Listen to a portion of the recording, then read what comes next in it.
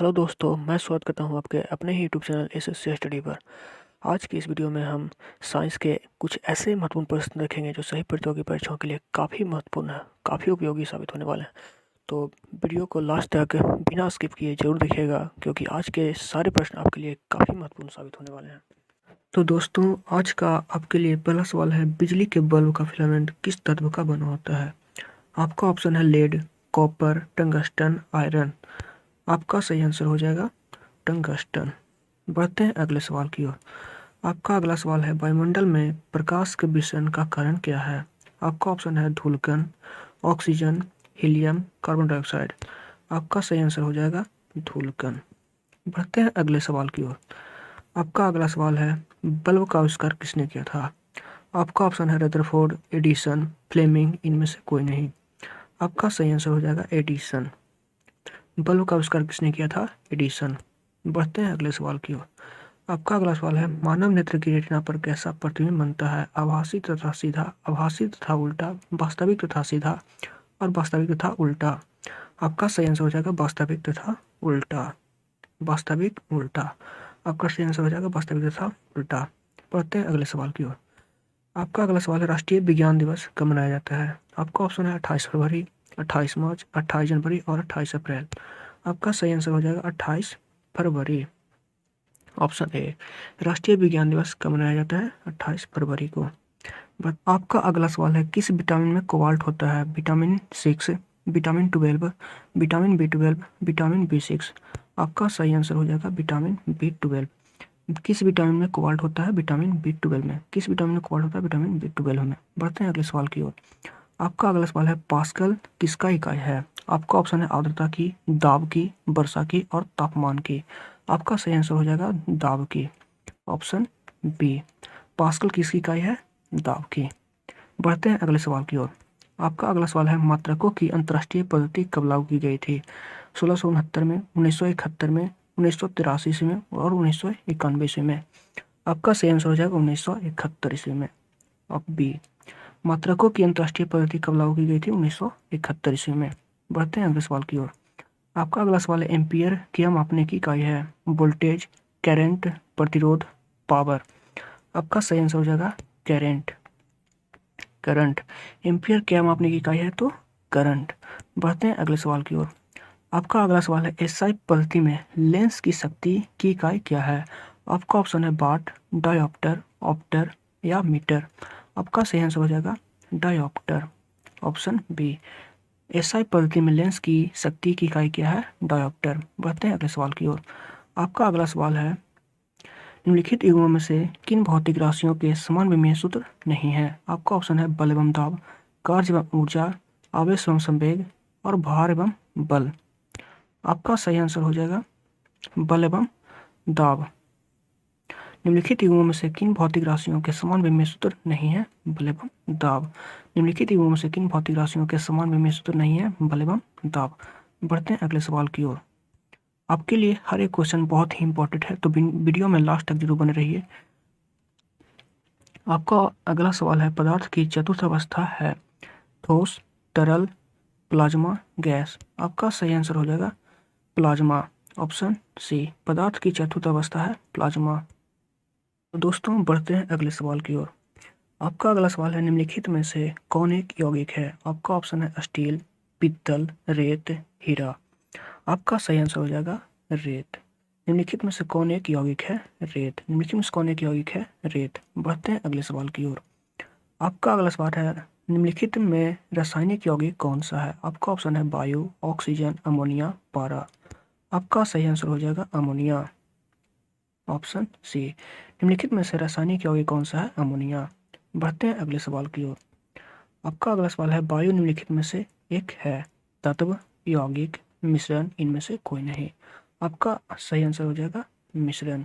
वायु निम्नलिखित में से क्या है? मिश्रण है। बढ़ते हैं अगले सवाल की ओर।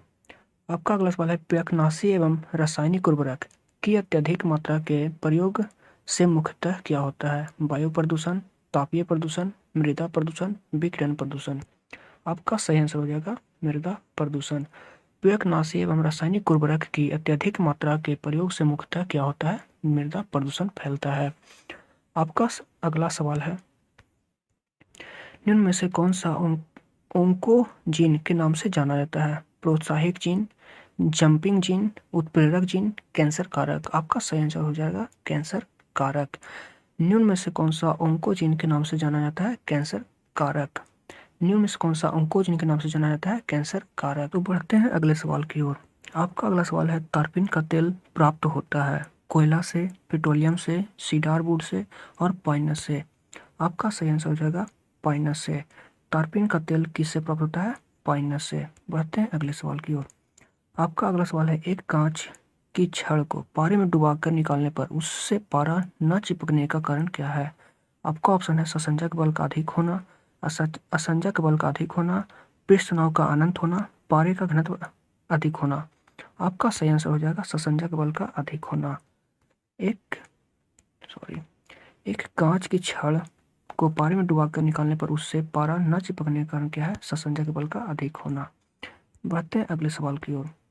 आपका अगला सवाल है, हाइड्रोजन के समस्थानिकों की संख्या कितनी होती है? आपका ऑप्शन है 2, 3, 4, 5।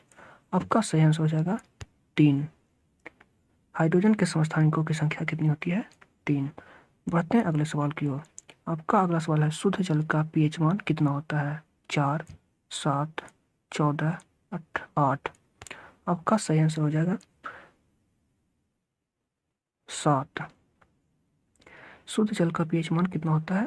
7। शुद्ध जल का पीएच मान कितना होता है? 7। बढ़ते हैं अगले सवाल की ओर। आपका अगला सवाल है, दूध का पीएच मान कितना होता है? 6.1, 6.6, 7.4, 8। आपका सही आंसर हो जाएगा 6.6। दूध का पीएच मान कितना होता है? 6.6। दूध का पीएच मान कितना होता है? 6.6। बढ़ते हैं अगले सवाल की ओर।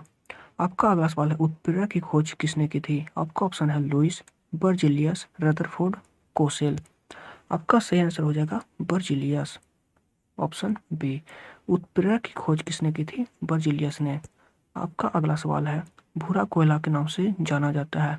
पीट, लिग्नाइट, बिटुमिनस, एंथ्रासाइट। आपका सही आंसर हो जाएगा लिग्नाइट कोयला।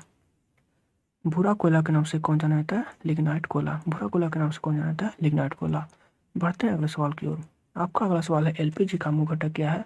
आपका ऑप्शन है मीथेन, इथेन, पेंटेन, ब्यूटेन। आपका सही आंसर हो जाएगा ब्यूटेन। एलपीजी का मुख्य घटक क्या है? ब्यूटेन। बढ़ते हैं अगले सवाल की ओर।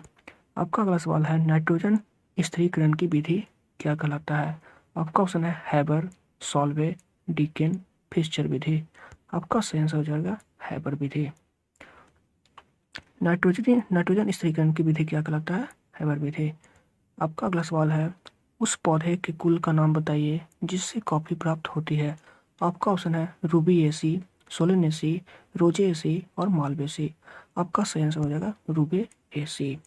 उस पौधे के कुल का नाम बताइए जिससे कॉफी प्राप्त होती है? रूबिएसी। बढ़ते हैं अगले सवाल की ओर। आपका अगला सवाल है, अस्थायी उत्तक जिनमें विभिन्न प्रकार की कोशिकाएं पाई जाती है कहलाता है? सरल उत्तक, जटिल उत्तक, कैम्बियम और साइटोकाइनिन। आपका सही आंसर हो जाएगा जटिल उत्तक। जटिल उत्तक, ऑप्शन बी। अस्थायी उत्तक जिनमें विभिन्न प्रकार की कोशिकाएं पाई जाती है कहलाता है जटिल उत्तक। अस्थायी उत्तक जिनमें विभिन्न प्रकार की कोशिकाएं पाई जाती है कहलाता है जटिल उत्तक। बढ़ते हैं अगले सवाल की ओर। आहार नाल के किस भाग में पुंडरीक ग्रंथियां पाई जाती है? आपका ऑप्शन है ओसोफेगम, आमाशय, डुओडीनम, रेक्टम। आपका सही आंसर हो जाएगा डुओडीनम, ऑप्शन सी। आहार नाल के किस भाग में पुंडरीक ग्रंथियां पाई जाती है? डुओडीनम में। बढ़ते हैं अगले सवाल की ओर। आपका अगला सवाल है, ब्रेक की कार्यात्मक इकाई क्या है? आपका ऑप्शन है नेफ्रॉन, न्यूरॉन, नेफ्रॉन, ग्लोमेरुलस और प्लीवस। आपका सही आंसर हो जाएगा नेफ्रॉन, ऑप्शन बी। ब्रेक की कार्यात्मक इकाई क्या है? नेफ्रॉन। तो आज के लिए बस इतना ही। तो कैसी लगी वीडियो कमेंट करके जरूर बताइएगा, और अगर आपको वीडियो अच्छी लगी हो तो एक लाइक जरूर कर दीजिएगा, और लाइक करके चैनल को सब्सक्राइब जरूर कर लीजिएगा।